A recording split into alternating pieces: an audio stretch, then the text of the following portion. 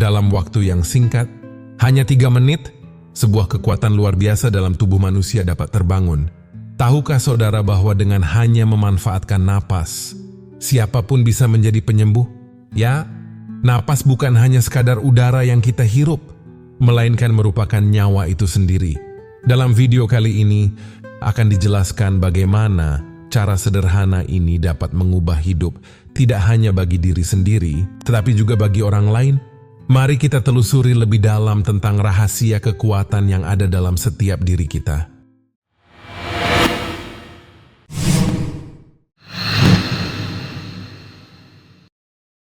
Bismillahirrahmanirrahim. Alhamdulillahi Rabbil Alamin. Pada hari ini, sangat menyenangkan dapat berbagi pengetahuan dengan saudara semua.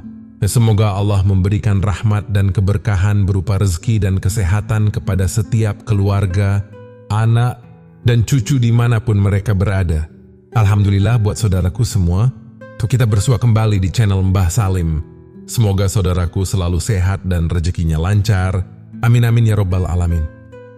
Nah saudaraku, dalam kesempatan kali ini, ada ilmu cara menjadi penyembuh yang paling alami. Menariknya, ilmu penyembuhan yang dimaksudkan tidak melibatkan doa, mantra, atau berkaitan dengan agama tertentu. Ini berarti siapa saja, termasuk mereka yang tidak percaya agama, dapat memanfaatkan cara ini. Hanya dengan 3 menit saja, seseorang bisa menjadi seorang penyembuh yang efektif, yaitu dengan memanfaatkan kekuatan paling alami yang dimiliki oleh setiap manusia, napas. Napas bukan hanya sekadar proses biologis, tetapi juga merupakan sumber kehidupan. Setiap kali seseorang bernapas, memberikan energi vital kepada tubuh dan pikiran. Ketika berbicara tentang sakit, penting untuk dipahami bahwa penyakit tidak hanya menyerang fisik. Seringkali, yang menderita adalah nyawa seseorang yang berhubungan erat dengan keadaan emosional dan mental. Seseorang yang sedang mengalami kesedihan atau stres bisa merasakan sakit yang lebih dalam dibandingkan dengan kondisi fisiknya. Oleh karena itu, penyembuhan yang sejati harus mencakup seluruh aspek ini. Pernahkah saudara mendengar tentang ilmu penyembuhan energi? Ilmu ini mengajarkan bahwa setiap orang memiliki kemampuan untuk menjadi penyembuh tanpa perlu embel-embel agama atau keyakinan tertentu. Ketika seseorang mengelola dan menyeimbangkan energi dalam tubuhnya, ia dapat membagikan energi tersebut kepada orang lain. Dalam hal ini, nyawa yang berlebih menjadi sumber kekuatan yang bisa dimanfaatkan untuk membantu orang lain pulih dari penyakit, baik fisik maupun mental. Melalui cara pernapasan yang tepat, setiap orang bisa belajar untuk menghubungkan diri dengan energinya sendiri. Dengan melatih kesadaran dalam bernapas, orangnya dapat meningkatkan aliran energi di dalam tubuhnya. Hal ini tidak hanya membantu meredakan stres, tetapi juga mengaktifkan potensi penyembuhan yang ada dalam diri. Cara sederhana ini dapat dipelajari dengan mudah dan dipraktikkan dalam kehidupan sehari-hari. Dengan hanya menghabiskan beberapa menit untuk fokus pada napas, saudara dapat menjadi jembatan penyembuhan bagi orang-orang di sekitar. Tidak hanya dapat membantu diri sendiri, tetapi juga memberikan dampak positif kepada orang lain. Ilmu ini dapat menjadi langkah awal untuk memahami betapa pentingnya keseimbangan antara fisik, spiritual dalam mencapai kesehatan yang optimal. Penyembuhan alami ini berakar dari pemahaman bahwa tubuh manusia memiliki kemampuan untuk menyembuhkan diri sendiri. Setiap orang dilahirkan dengan potensi penyembuhan yang terpendam, yang dapat diaktifkan melalui cara yang tepat.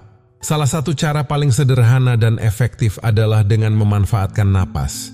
Napas adalah bagian dari kehidupan yang sering kali diabaikan. Padahal, napas membawa energi vital yang dapat digunakan untuk menyembuhkan berbagai macam penyakit, baik fisik maupun mental. Ketika seseorang belajar untuk bernapas dengan benar, mereka tidak hanya mengalirkan oksigen ke dalam tubuh, tetapi juga mengirimkan energi positif yang membantu memperbaiki keseimbangan di dalam diri. Prosesnya cukup sederhana. Dengan melakukan cara pernapasan yang teratur dan fokus, saudara dapat meningkatkan aliran energi ke seluruh tubuh. Contohnya, ketika melatih pernapasan dalam, seseorang dapat menghilangkan stres, dan ketegangan yang menumpuk, sehingga mendorong tubuh untuk melakukan proses penyembuhan. Melalui meditasi dan konsentrasi pada pernapasan, orang dapat merasakan perubahan positif dalam kondisi kesehatan mereka. Lebih jauh, penyembuhan ini juga melibatkan pengelolaan emosi. Seringkali, penyakit fisik berakar dari masalah emosional yang belum terselesaikan. Dengan mengatasi emosi negatif melalui cara pernapasan, orang dapat mengurangi dampak stres pada tubuh dan meningkatkan kesehatan secara keseluruhan. Ini adalah satu contoh bagaimana penyembuhan tidak hanya berfokus pada gejala fisik, tetapi juga memperhatikan aspek mental dan emosional. Bagaimana cara melakukannya? Pertama, carilah tempat yang tenang untuk berlatih. Duduklah dengan nyaman dan tutup mata. Tarik napas dalam-dalam melalui hidung, tahan sejenak, kemudian hembuskan perlahan melalui mulut. Ulangi proses ini beberapa kali, sambil berfokus pada setiap tarikan dan hembusan napas. Rasakan bagaimana setiap napas membawa ketenangan dan kedamaian ke dalam tubuh. Dengan meluangkan waktu hanya beberapa menit setiap hari untuk berlatih cara ini, potensi penyembuhan yang ada dalam diri akan semakin meningkat. Setiap orang berhak untuk merasakan manfaat dari kekuatan alami yang diberikan oleh Tuhan. Untuk menyembuhkan orang lain berdasarkan permintaan tersebut, terdapat banyak manfaat yang bisa didapatkan. Dengan demikian, siapapun, termasuk muslim maupun non-muslim, dapat merasakan dan memanfaatkan kemampuan penyembuhannya tanpa harus memenuhi syarat-syarat agama tertentu. Saat ini, akan diajarkan cara penyembuhan yang instan dan praktis. Dalam waktu hanya 3 menit, setiap orang dapat menjadi penyembuh dengan memanfaatkan kekuatan alami yang ada dalam tubuh manusia, yaitu napas. Napas adalah esensi dari kehidupan. Setiap kali seseorang bernapas, menyuplai energi vital yang sangat penting bagi kesehatan tubuh dan pikiran.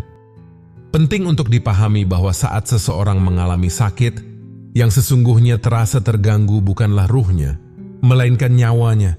Nyawa memiliki energi yang dapat mempengaruhi kesehatan fisik dan mental. Mereka dapat membantu menyembuhkan orang lain. Ilmu yang akan dipraktikkan ini sangat sederhana.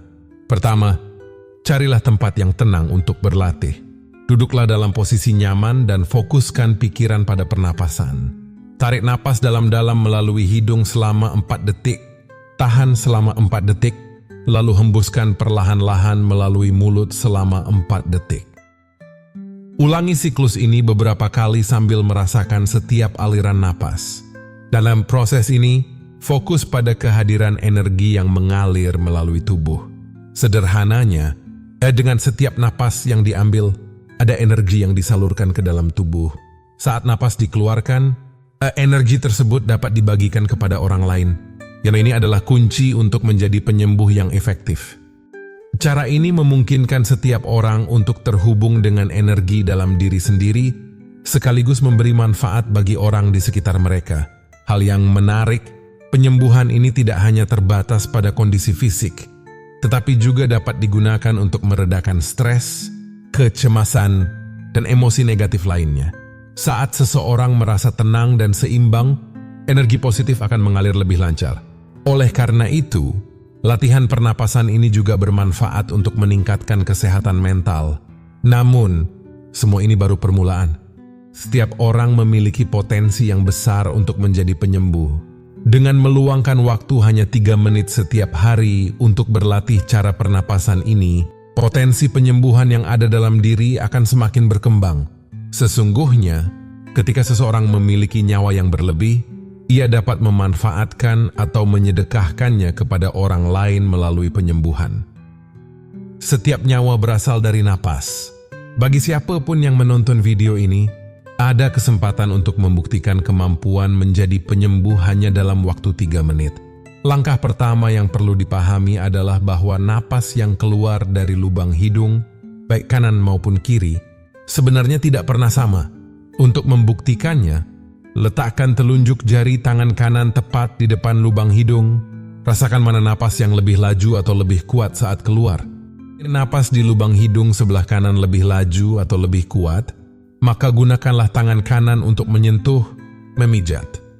atau mengurut bagian yang terasa sakit pada diri sendiri atau orang lain.